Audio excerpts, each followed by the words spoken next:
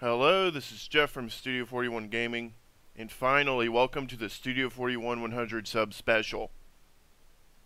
Now, I'm going to talk about a game that I don't talk nearly enough about, and it was also the subject of our first LP, Diablo 3. Now, I have to say right off the bat, thank you to all of you who have subscribed to us, whether you're here for our Smite videos, or our Let's Plays, or our 4-player Insanity. Thank you for subscribing to us. It really means a lot to all of us. Now let's talk about the current state of Diablo 3, after the badass intro, of course.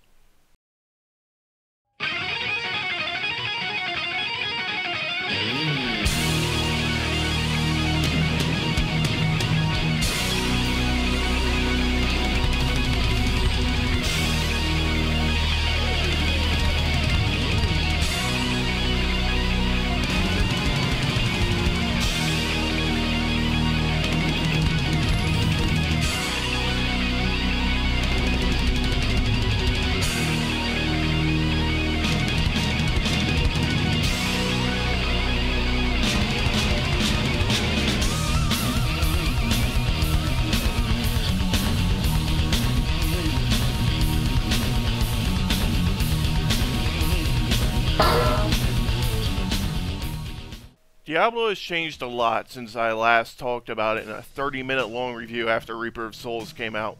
Much of it actually for the worse.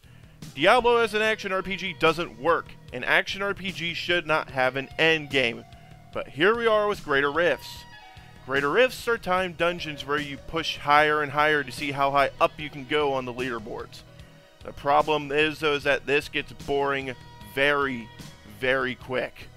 Diablo's endgame is quite literally the video game version of beating your head against a wall. Diablo once was about getting loot. The loot hunt now is basically gone, and we will talk about that more in a second. You basically get geared out, though, in a week and a half or so at the most, especially if you're playing Seasons, where if you complete the easiest freaking challenges I've ever seen in a video game, you literally get a free set handed to you. But wait, though, there is a story mode that can now be beaten in 7 hours. Thankfully, that is a welcome change from the old days where you had to play through the story about 4 times to even get to level 60. But after beating the story mode, you can play adventure mode, which is where you'll be doing everything from now on, simply because it is so much faster to level. Oh, and if you play in a group, you get quadruple XP. That's right. If you do group play, you can farm XP at rates that are absolutely ridiculous. Especially if you have Leoric's Crown with a ruby in it, since that makes the ruby, which gives bonus XP, give essentially double XP. XP is all what Diablo is about now. You see, back in Season 2 or Season 3, Blizzard uncapped Paragon levels. Before that, there was a soft cap of about 800, I do believe it was, where with Paragon levels, you could put all of your points into these categories, but you would stop getting points at 800. You would essentially have everything maxed out. Blizzard then uncapped the levels, meaning once you go above 800, you kept getting points and could then put them in Dexterity. If you're playing like a Demon Hunter or a Monk, it's your main stat. You can put it in your main stat and your Vitality.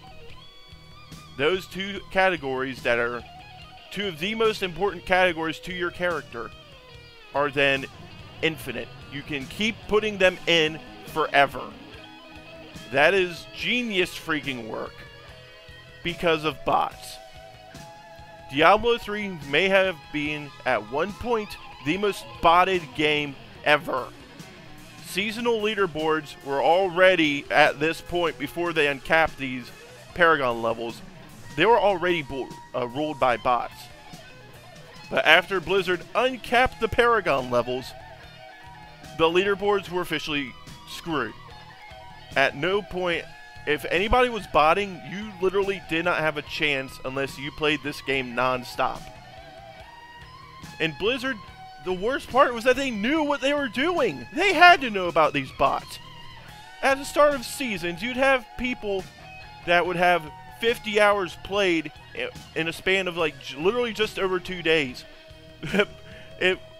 People can't play that game for this long. It's literally impossible. They would die. But it was just, they had to have known about it, and they did it anyway. That's the worst part. They finally did something about bots, though. I think it was the end of March. They banned everybody who botted or was suspected of botting and removed them from the leaderboards. It took them long enough.